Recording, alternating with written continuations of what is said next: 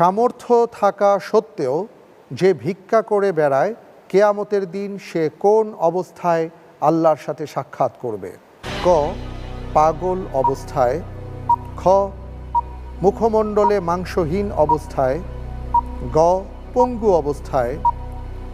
ঘ, রক্তপানরত অবস্থায়।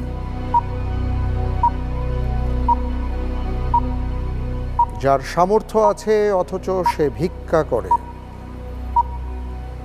তার কি অবস্থা হবে?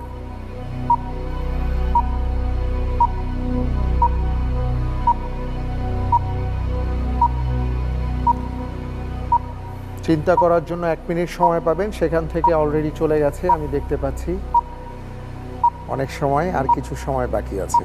আপনি লাইফলাইন ইউজ করতে পারেন।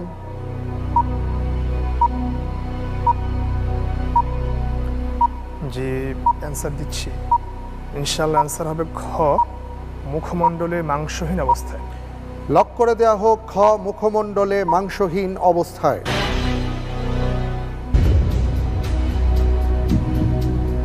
দেখা যাক উত্তরটি সঠিক হয়েছে কিনা। আপনার উত্তরটি সঠিক হয়েছে।